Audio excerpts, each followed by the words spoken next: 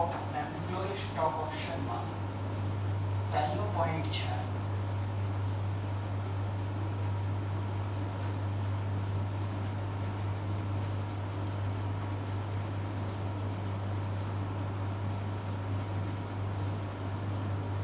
Employee stock ઓપ્શનનો meaning શું થાય? Employee stock option means meaning આપણે જોઈએ છે કે એમ્પ્લોયી સ્ટોક ઓપ્શન એટલે શું. મીનિંગ લખું છું. Employee stock option means an option given to director, officer or employee of company, holding or subsidiary. ખાસ ધ્યાનથી સમજો. માની લો આપણી કંપની છે એક્સ લિમિટેડ, તો આના માટે આપણે વાપરીશું કંપની. એક્સ લિમિટેડની એક સબસિડિયરી કંપની છે જેડ લિમિટેડ,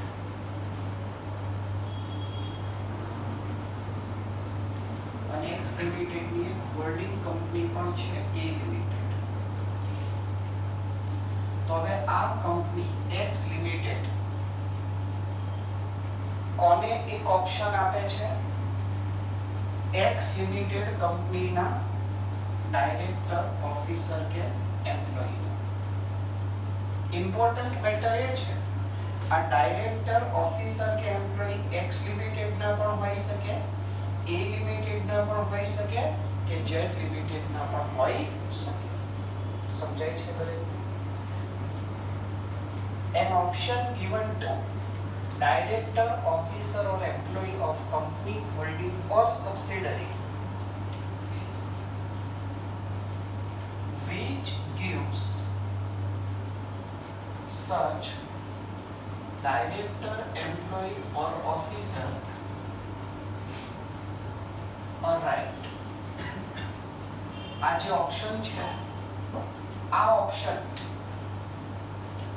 સચ ડાયરેક્ટર, એમ્પ્લોયી ઓર ઓફિસર એટલે કે આમને gives આપે છે. શું આપે છે? એક રાઈટ આપે છે, એક અધિકાર આપે છે. શેનો અધિકાર આપે છે? અધિકાર આપે છે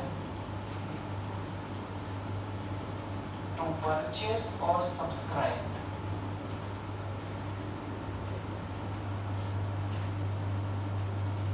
શેર્સ ઓફ કંપની. તમે કંપનીના એ લિમિટેડના શેર ખરીદી શકો છો. ક્યારે? એટ અ ફ્યુચર ડેટ, ભવિષ્યમાં. કઈ પ્રાઇસ પર? At a predetermined price, અગાઉથી નક્કી કરેલી કિંમત પર. સમજાય છે? કેક્સ લિમિટેડ છે તો એણે પોતાના માની લો ડાયરેક્ટરને એક ઓપ્શન આપ્યો કે શું તમારે કંપનીના 1000 શેર ખરીદવા છે? તો હવે આ ડાયરેક્ટરની રાઈટ મળ્યો. શું રાઈટ મળ્યો? જો આ ડાયરેક્ટર ઈચ્છે તો આ કંપનીના શેર ખરીદી શકે.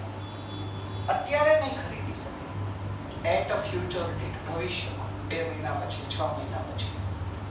કઈ પ્રાઇસ પર? As a predetermined price. Employee stock ઓપ્શનની ખાસિયત શું હોય કે ભાઈ માર્કેટ વેલ્યુ ચાલતી હોય 160, તો આ જે ઓપ્શન આપવામાં આવે માની લો 110 રૂપિયા, તો ડાયરેક્ટરને એક બેનિફિટ દે કે ભાઈ હું શેર ખરીદું. 160 પર આપે તો શું થાય? ડાયરેક્ટર કેમ શું કરતા હોય માર્કેટમાં વેલ્યુ. સમજાય? એટલે આની ખાસિયત એ હોય કે કંપની ઓછા પ્રાઇસ ઉપર શેર ખરીદવાની એક ઓફર આપે. અત્યારે નહીં, ભવિષ્યમાં તમે કંપનીના શેર આટલા રૂપિયા પર ખરીદી શકશો. દરેકને ખ્યાલ આવે છે? ઘણીવાર એવું હોય કે આ ડાયરેક્ટર એ લિમિટેડનો છે પણ એને શેર ખરીદવાનો રાઈટ મળ્યો એક્સ લિમિટેડ. ઘણીવાર એવું હોય હોય, આ ડાયરેક્ટર જેટ લિમિટેડ નો હોય, પણ એને શેર ખરીદવાનો રાઈટ મળ્યો એક્સ લિમિટેડ. કારણ કે કઈ કંપની ઓપ્શન આપે છે? એક્સ લિમિટેડ ઓપ્શન આપે છે. કંપની કોના એમ્પ્લોયી, ડાયરેક્ટર કે ઓફિસર? કંપનીના પોતાના હોલ્ડિંગના કે સબસિડિયરી. તો એમ્પ્લોયી સ્ટોક ઓપ્શન નો મીનિંગ દરેકને સમજાયો. Employee stock option means an option given to director, officer or employee of company holding or subsidiary which gives such employee, director or officer a right. જે આ employee, director કે ઓફિસરને એક right આપે છે. શેનો રાઈટ આપે છે? To purchase or subscribe the share of company. તમે કંપનીના શેર ખરીદી શકો. ક્યારે? At a future date. કઈ પ્રાઇસ પર? At a predetermined price. દરેકને સમજાય? હવે કંપની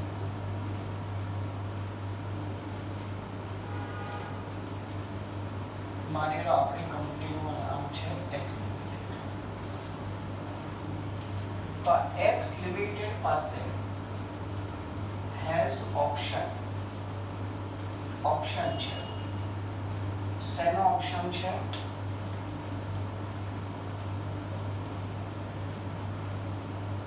exercise price determine કરવાનો. exercise has option to determine. નક્કી કરવાનો અધિકાર છે. શું નક્કી કરવાનો અધિકાર છે? Exercise price. એક્સરસાઇઝ પ્રાઇસ એટલે આપણા કેસમાં 110 કે કઈ વેલ્યુ પર ઓપ્શન આપવો છે એ પ્રાઇસ નક્કી કરવાનો રાઈટ કોની પાસે છે? કંપની પાસે છે. હા, પણ એક વસ્તુ કીધી છે, આ exercise price in conformity with accounting policy. એટલે તમારી અકાઉન્ટિંગ પોલિસી સાથે મેચ થતી હોવી જોઈએ. ક્લિયર છે? હવે એક વસ્તુ સમજજો, આ જે ઓપ્શન આપ્યો છે એનું નામ શું છે? Employee stock option. અને આ પાછળ એક પી શબ્દ ઉમેરી દઈએ, એમ્પ્લોયી સ્ટોક ઓપ્શન પ્લાન ઇસોપ, જેથી કરીને આપણને સારું પડે. એટલે ઇસોપ શું હોય છે? એટલે મેં એક એક્સ્ટ્રા શબ્દ ઉમેરી દીધો, ઇસોપ, એમ્પ્લોયી સ્ટોક ઓપ્શન પ્લાન. આ એમ્પ્લોયી સ્ટોક ઓપ્શનના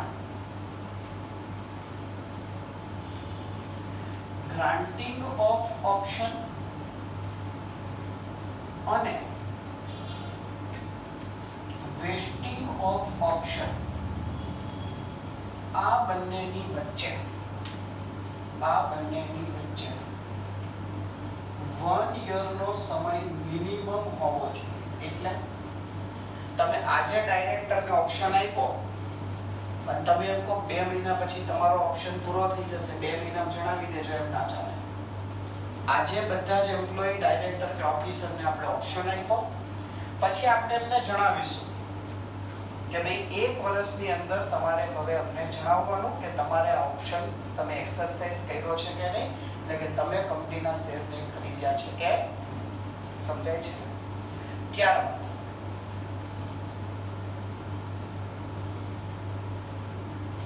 ત્યારબાદ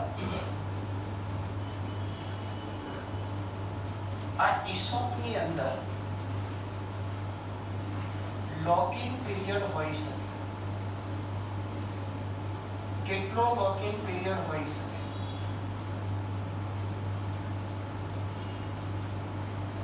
એઝ ડિટરમાઇન્ડ બાય કંપની. એટલે કે કંપની નક્કી કરશે કે માની લો ડાયરેક્ટરે આપણા શેર ખરીદી લીધા, કયા પ્રાઇસ પર ખરીદી લીધા? 110 રૂપિયા પર. તો કંપની હવે એને લોકિંગ પીરિયડ આપશે. લોકિંગ પીરિયડ એટલે આ ડાયરેક્ટર આ શેર બીજાને વેચી શકે નહીં. સમજાય છે? નહીતર તો બધા હાથ પડે ને કે લઈ લો ભાઈ 160 નો શેર છે, 110 માં આવે ત્યારે લઈ લીધો, કાલ વેચી દઈશું, પૈસે હો ગए.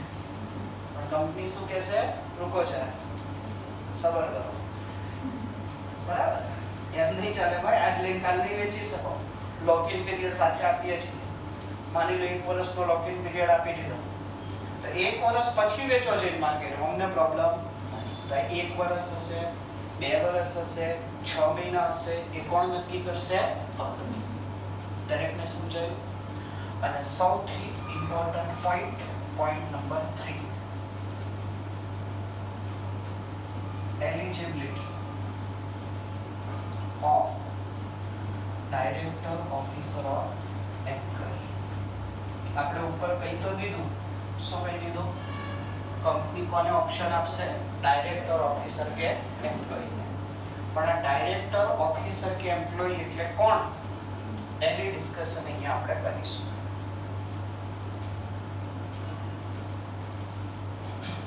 આ ડાયરેક્ટર, ઓફિસર કે એમ્પ્લોયી એટલે point number 1, permanent employee of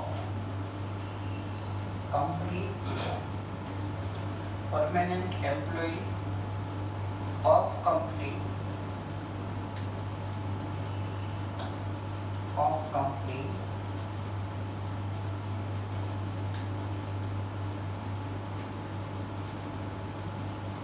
in India or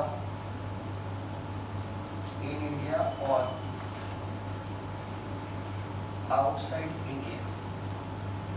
ચાલો દરેકને સમજાય કે ભાઈ એમ્પ્લોયી એટલે કોણ? કંપનીનો એમ્પ્લોયી. કયો કંપનીનો employee? Working in India or outside. ઇન્ડિયામાં કામ કરતો હોય કે ઇન્ડિયાની બહાર કામ કરતો હોય, બંને એની અંદર આવી જશે. ક્લિયર છે? બીજો point,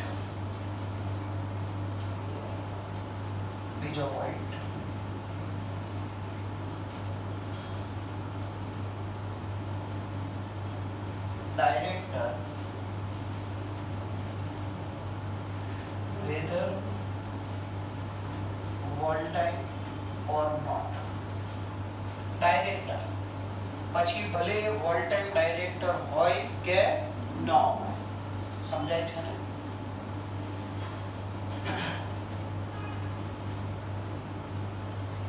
excluding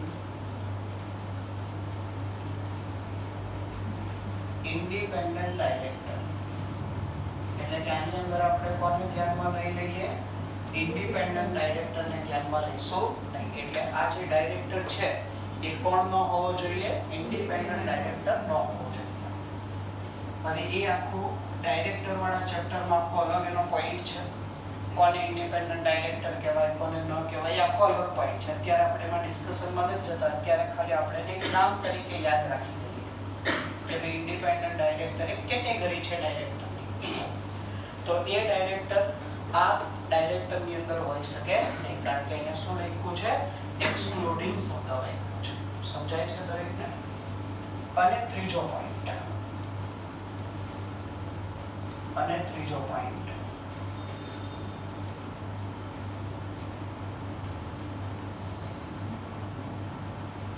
employees or director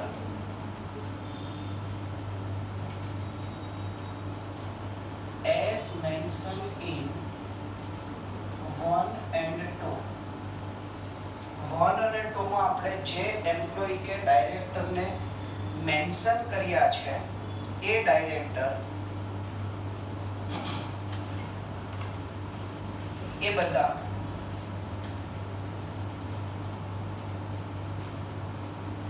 working in India or outside India, just a second.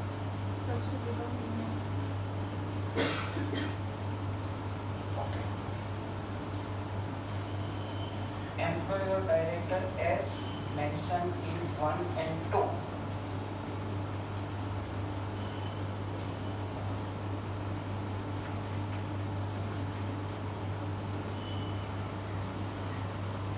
Of subsidiary company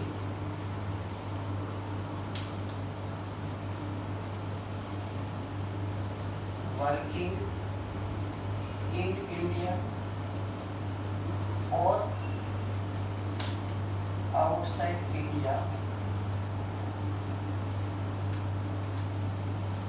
અને of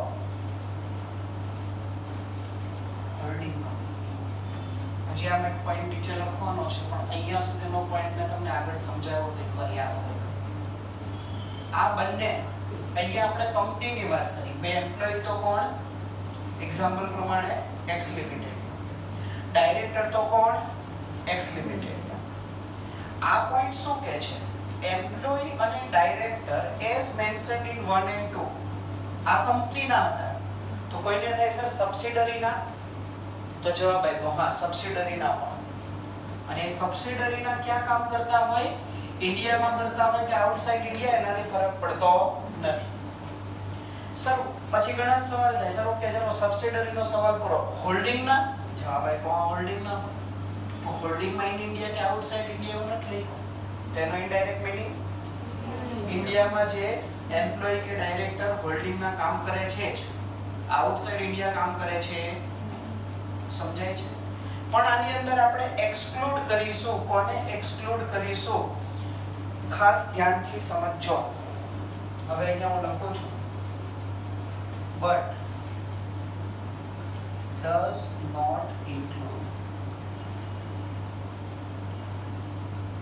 કોણ include નથી થતા? but does not include employee who is a promoter or belonging to promoter group. માની લો કોઈ employ કંપનીનો promoter પણ છે અને કંપનીમાં એમ્પ્લોય તરીકે પણ કામ કરે છે. તો આ એમ્પ્લોય આની અંદર કવર થશે. સમજાય છે? ઘણીવાર શું હોય કે પ્રમોટર લોકોનો આખો એક ગ્રુપ હોય. તો આપણો જે એમ્પ્લોય છે પ્રમોટરના ગ્રુપમાંથી આવે છે તો પણ એ વ્યક્તિને આપણે આમાં ધ્યાનમાં લઈશું નહીં. અને બીજો point, person who hold not less than 10% of shares of company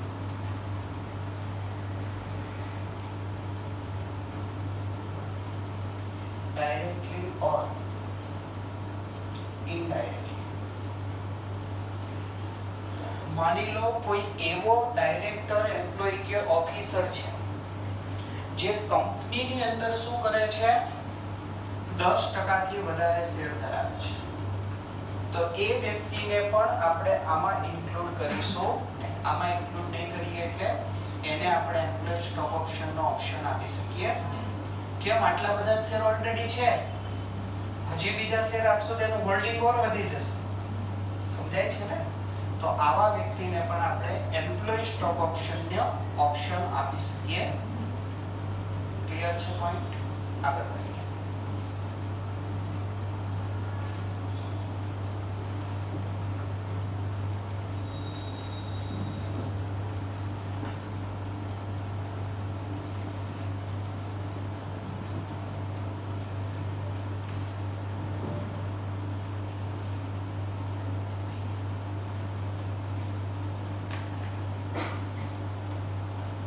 ટ્રાન્સફરેબિલિટી of shares.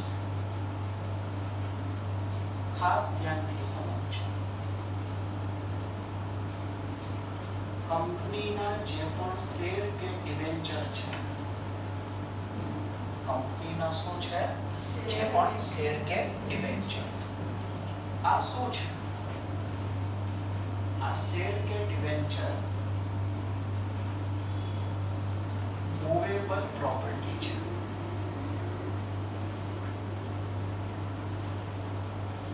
આ શેર કે ડિબેન્ચર શું છે? Movable property. મૂવેબલ પ્રોપર્ટી એટલે સમજાય છે ને? એક વ્યક્તિના નામ પરથી બીજા વ્યક્તિના નામ પર એ પ્રોપર્ટી થઈ શકે, ટ્રાન્સફર થઈ શકે. બીજો પોઈન્ટ, જો આ શેર કે debenture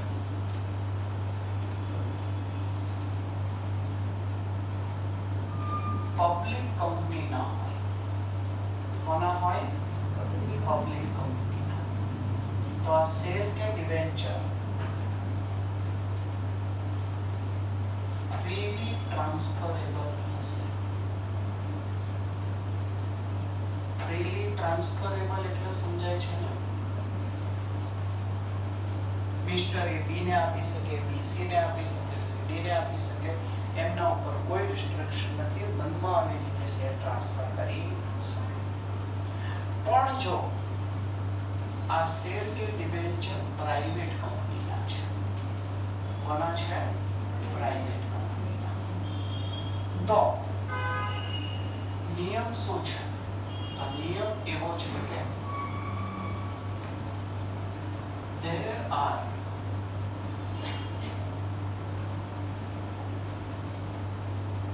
some restriction on transferability of shares. There are some restriction on transferability of share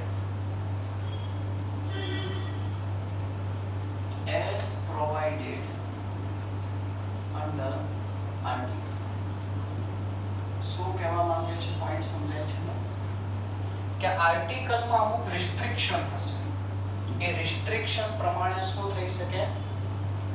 બોલો, એ રિસ્ટ્રિક્શન પ્રમાણે શું થઈ શકે? શેર ટ્રાન્સફર થઈ શકે. આનાથી ફ્રીલી ટ્રાન્સફરેબલ ના. કે પાસે શેર છે તો એ બી ને આપી શકે. આપણે પ્રોહિબિશન શબ્દ કોઈ જગ્યાએ નથી લખ્યો, જો આપી શકે, પણ એમાં શું કરવું પડશે? એને આર્ટિકલમાં જે નિયમો લખ્યા છે એ નિયમોનું પાલન કરવું પડશે. કે માની લો આર્ટિકલમાં એવું લખ્યું હોય કે આપણે આટલા મેમ્બર છીએ, તો મેમ્બરમાંથી જ કોઈને શેર આપવાના, બીજાને નહીં આપવાના. તો કે પ્રમાણે સમજાય છે?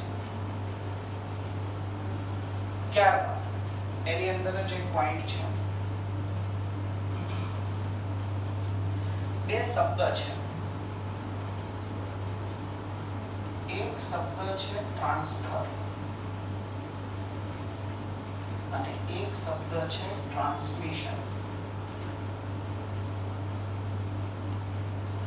ટ્રાન્સફર એટલે શું?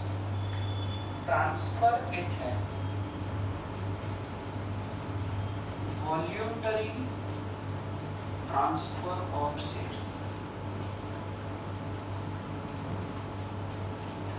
ટ્રાન્સફર એટલે શું? વોલ્યુન્ટરી ટ્રાન્સફર ઓફ શેર. કે એ બીને શેર આપ્યા, પોતાની મરજીથી આપ્યા, મેં જબરજસ્તીમાં, તો એને શું કહેવાય? તો એને શું કહેવાય? Transfer of share. પણ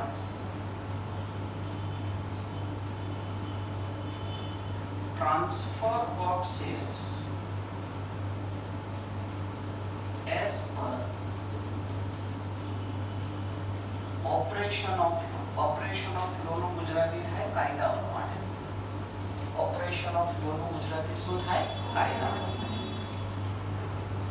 કે એ બી ને શેર આપવા નહોતા, પણ ઓપરેશન ઓફ લો કાયદો કહેતો તો એટલે આપવા પડે. સર એ ના સમજાય, કાયદા કેમ મોટું હોય કે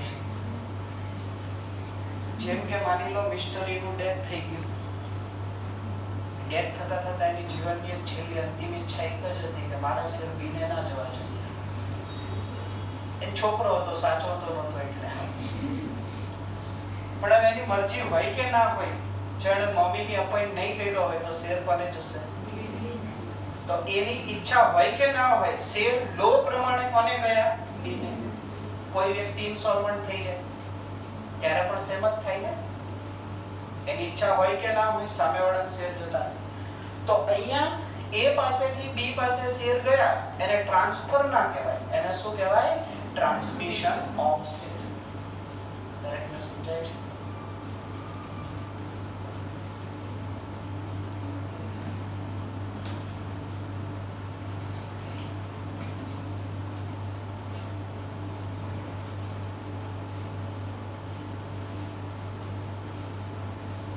ચાલો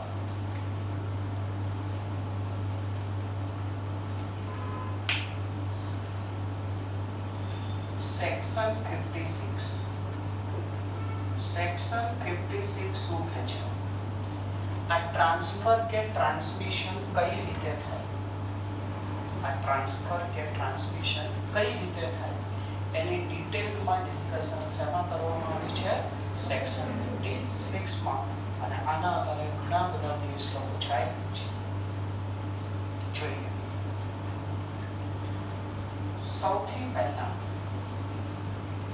મિસ્ટર એ પાસે શેર છે અને મિસ્ટર આ શેર આપવા માંગે છે મિસ્ટર બી ને.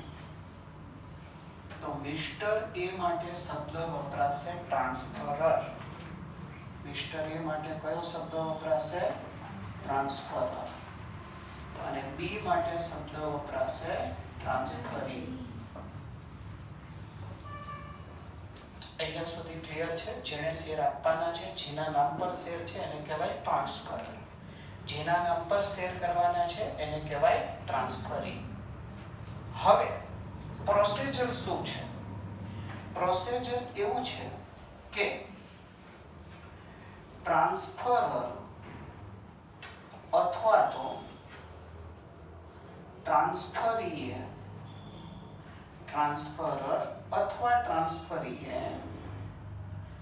કંપનીને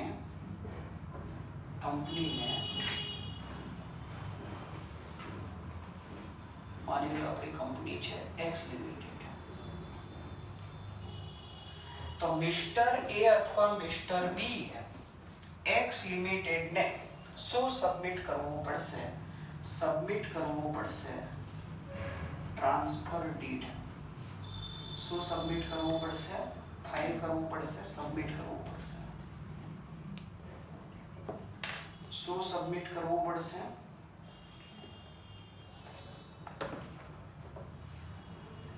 ટ્રાન્સફર ડીડ. અને બીજું શું સબમિટ કરવું પડશે? Share certificate. કારણ કે શેર સર્ટિફિકેટમાં પહેલા કોનું નામ હશે? એ. હવે આપણે કોના નામ પર શેર કરવા છે? બી. તો જૂનું શેર સર્ટિફિકેટ તો આપવું પડે ને. આમાં પણ એક ચોખવટ કરી દઈએ. ઇફ લોસ્ટ, જો શેર સર્ટિફિકેટ ખોવાઈ ગયું છે તો શું સબમિટ કરવું પડશે? તો સબમિટ કરવું પડશે share allotment letter. Clear point છે? ત્યારબાદ ટ્રાન્સફર ડીડ જે સબમિટ કરવાની છે એ કેવી હોવી જોઈએ? એ સ્ટેમ્પ્ડ હોવી જોઈએ, ડેટેડ હોવી જોઈએ અને સાઇન હોવી જોઈએ. કોની સાઇન હોવી જોઈએ? ટ્રાન્સફરર અને ટ્રાન્સફરી. અને બંનેની સાઇન હોવી જોઈએ.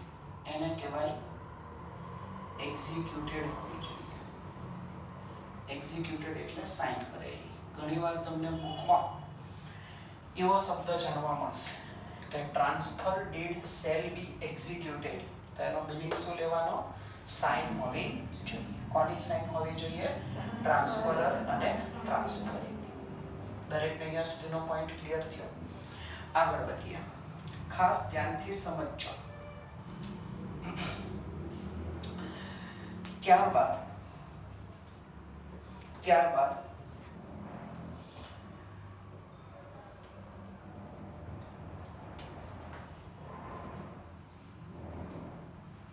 if transfer deed lost,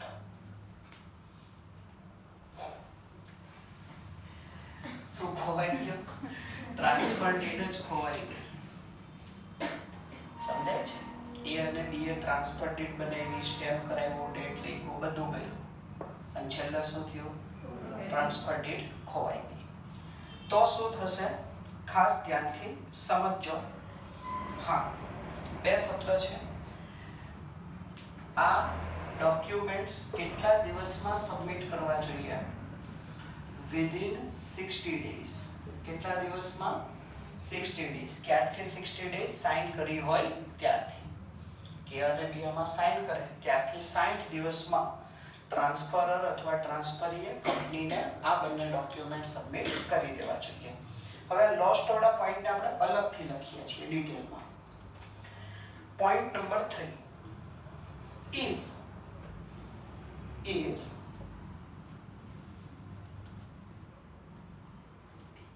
transfer deed is lost, transfer deed શું થયું?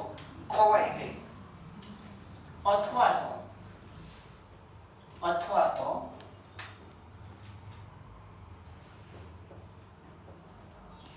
delivered after 60 days,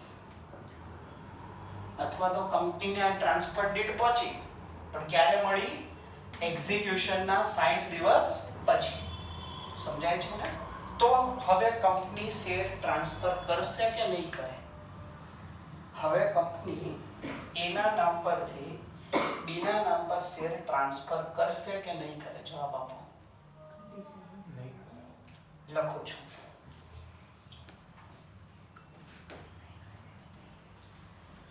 company may transfer such shares. Answer મળી ગયો. કંપની આ શેર ટ્રાન્સફર કરી શકે after obtaining such indemnity as board determine.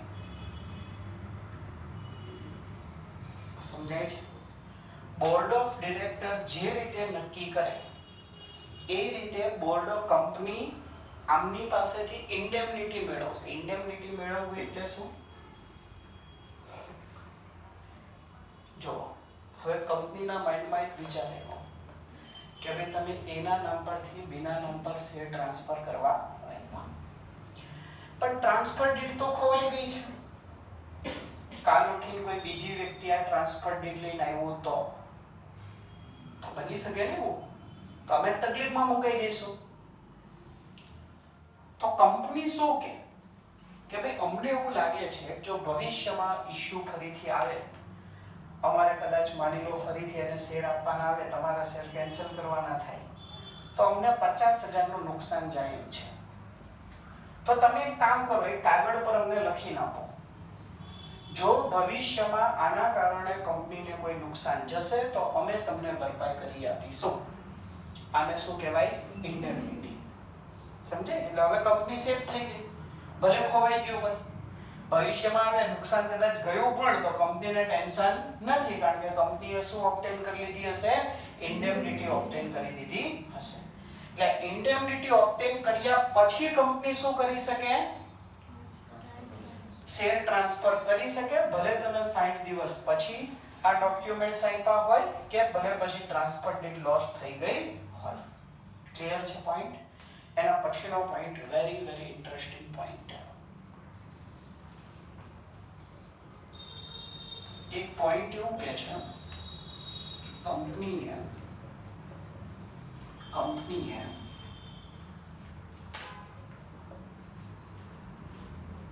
ટ્રાન્સફરી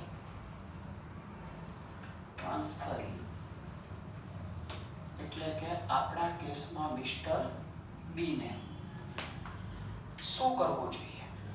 કંપનીએ મિસ્ટર બી ને નોટિસ મોકલવી જોઈએ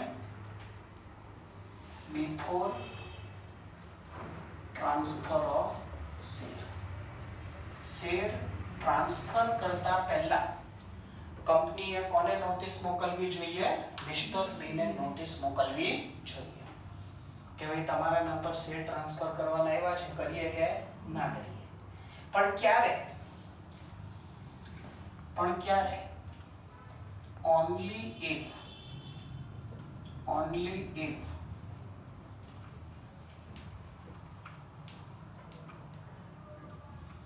transfer deed is submitted by, transfer deed is submitted by transferor and shares are partly paid up. સમજાય છે પોઈન્ટ? હવે માની લો આપણે અહીંયા લખ્યું ને કે ભાઈ આ ડોક્યુમેન્ટ્સ કોણ સબમિટ કરાવી શકે? ટ્રાન્સફરર અથવા ટ્રાન્સફરી ગમે તે.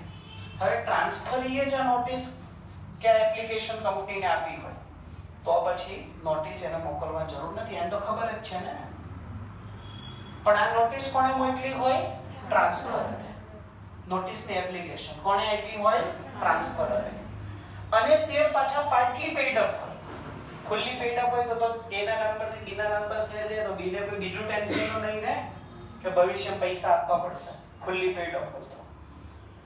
પણ પાર્ટલી પેઇડ અપ હોય તો ભવિષ્યમાં એની લાયબિલિટી આવશે. ત્યારે પછી મિસ્ટર બી કંપનીને એવું ના કહે કે મને ક્યાં ખબર હતી, મને પૂછ્યું હતું. આવા સવાલ આવે પ્રેક્ટિકલમાં, એટલે જ આ બધા નિયમ બન્યા કે ભાઈ આપણે એક કામ કરો, જો પાર્ટલી પેઇડ અપ હોય ને તો ટ્રાન્સફરીને નોટિસ આપી દો, ટ્રાન્સફર કર્યા પહેલા છે. સમજાય છે? અને હવે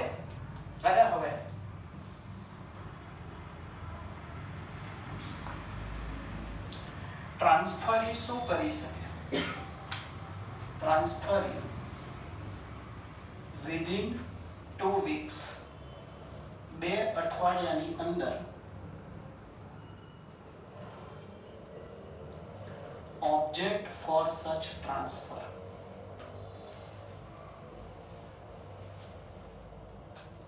આ ટ્રાન્સફરમાં ઓબ્જેક્ટ કરી શકે એટલે કે વિરોધ કરી શકે કે ના ભાઈ હું મારે આ શેર જોઈતા નથી. ઓબ્જેક્શન કર્યો, વિરોધ કર્યો. કેટલા વીકમાં? નોટિસ વડે એના 2 વીકમાં. અને if no reply within 2 weeks, અને માની લો 2 વીકમાં કોઈ જવાબ નથી આવ્યો તો કંપની assume that, તો કંપની એવું માની લેશે કે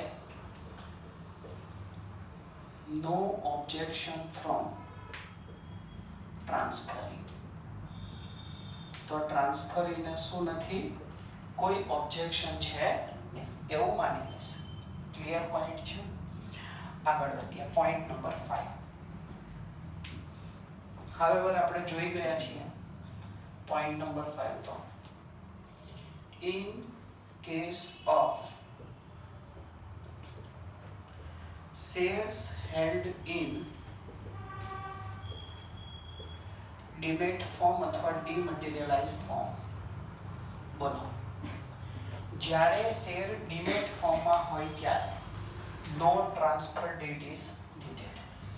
કોઈ આવી ટ્રાન્સફર ડીડ આપવાની જરૂર નથી.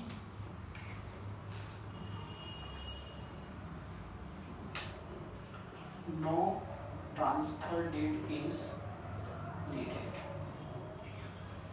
બીજું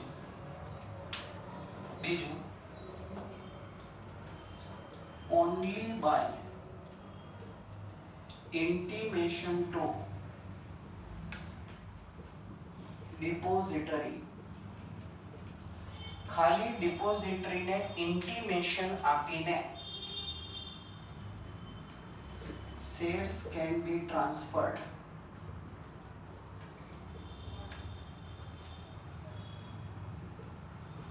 from one person to another person. સમજાય છે દરેકને? બોલો yes or no? Yes. Demat ફોર્મમાં તો ખાલી એ બીના નંબર શેર ટ્રાન્સફર કરવા છે તો એ ખાલી કોને જણાવવાનો? ડિપોઝિટરીને. અને તરત જ શેર શું થઈ જશે? બીના નામ પર ટ્રાન્સફર થઈ જશે. ટ્રાન્સફર ડીડ બનાવવાની, શેર સર્ટિફિકેટ આપવાનું, આ કરવાનું, તે કરવાનું કોઈ વસ્તુ જરૂર છે. Next point, point number 6. Point number 6, where any person acquire any right on shares by operation of law. ચાલો આ સેન્ટેન્સ નો મીનિંગ શું થાય મને કોણ કહેશે?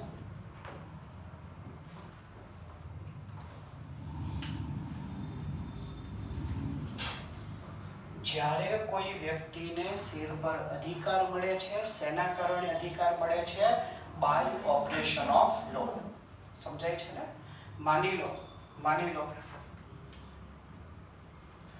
મિસ્ટર એ નું ડેથ થઈ ગયું.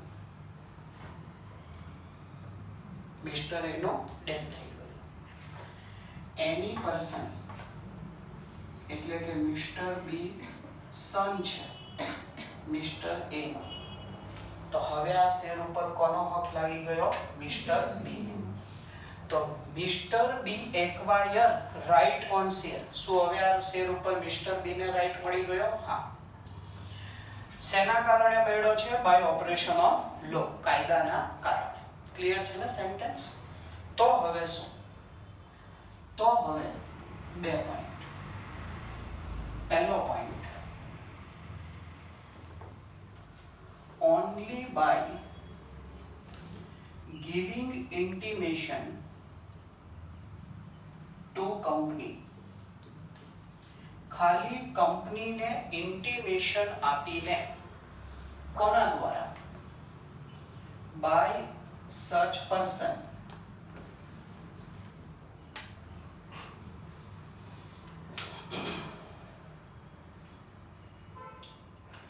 shares can be transferred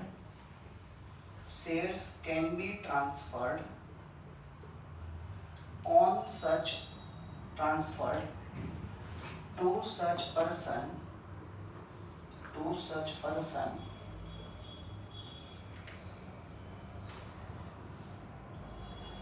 no transfer deed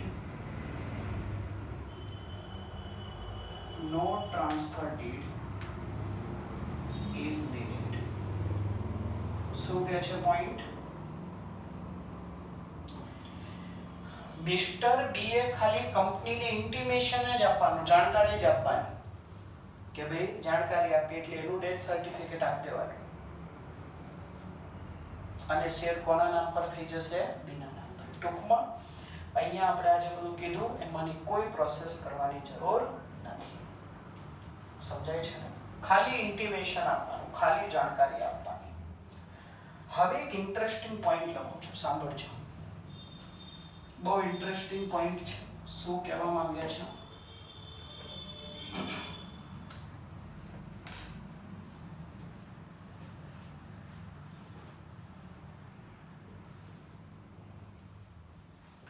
transfer of such shares by legal representative. Transfer of such share by legal representative to another person.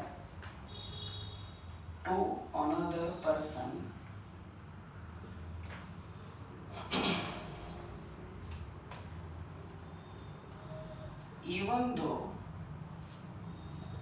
such legal representative is not the holder of such share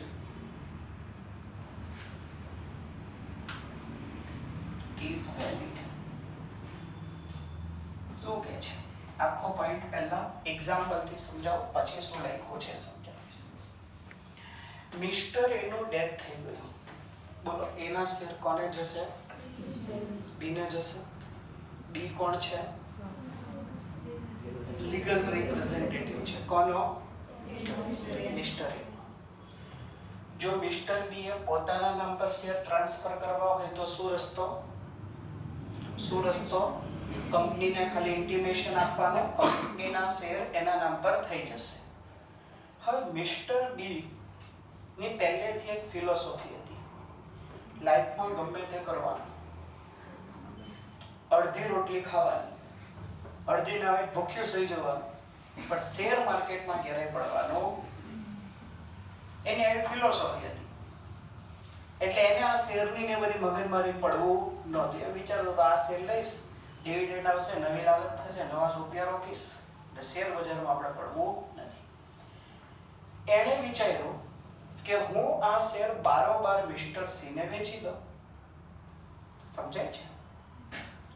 હવે mister બી એ કંપનીને કીધું કે mister C ના નામ પર share transfer કરી દો. આમ તો કોઈ પ્રોબ્લેમ નથી, થઈ જવા જોઈએ, પણ એક પ્રોબ્લેમ છે. જનરલી બીજા વ્યક્તિના નામ પર શેર ટ્રાન્સફર કરવા છે એવું કોણ કે આપણને? ટ્રાન્સફરર કે. ટ્રાન્સફરરની સહી તો હોવી જોઈએ ને. ટ્રાન્સફરર એટલે કોણ? જેના નામ પર શેર છે એ વ્યક્તિ. આપણે એ લીધું તો મિસ્ટર એ ના નામ પર શેર છે. હવે મિસ્ટર બી જો પહેલા પોતાના નામ પર શેર કરે અને પછી મિસ્ટર સી ને વેચે તો કોઈ પ્રોબ્લેમ જ નથી, તો આ કેસ થઈ ગયો. સમજાય છે ને? પણ મિસ્ટર બી શેરનો માલિક બન્યા વગર મિસ્ટર સી ને આપવા માંગે છે, તો એ પોસિબલ છે? આન્સર છે યસ, પોસિબલ છે.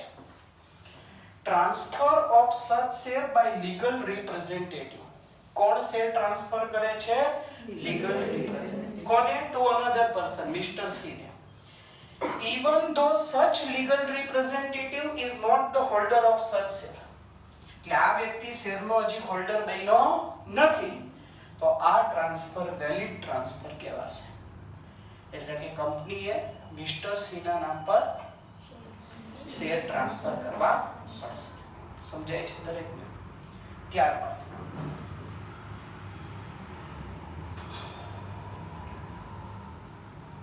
પોઈન્ટ નંબર 7 છે.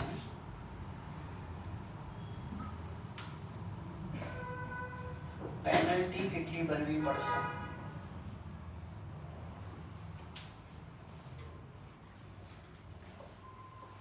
તો કંપની અને ઓફિસર ઇન ડિફોલ્ટેડ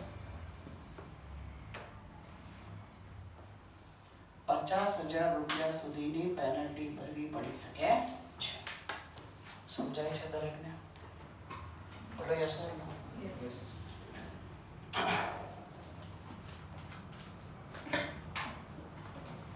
ઓકે, અહીંયા સુધી રાખીએ છીએ. બરાબર, આવતીકાલે નેક્સ્ટ પોઈન્ટ જોઈશું.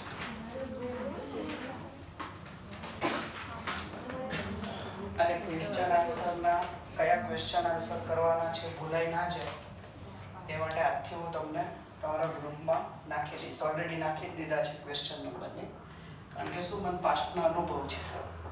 કોઈ સ્ટુડન્ટ અલગ 3 ક્વેશ્ચન કરીને આવ્યું હોય, કોઈ બીજા 3 ક્વેશ્ચન કરીને આવ્યું હોય, એવું થાય છે. અને અત્યારે ઓલરેડી આટલા ક્વેશ્ચનમાં પણ ગણન થઈ ગયું હશે. નથી થયું? Very good. બધાને નથી એવું તો નહીં જ બને, કોઈ એકને જ થયું જ હશે, પૂછી લેજો. થયું જ તમારે. એટલે જ કહું છું.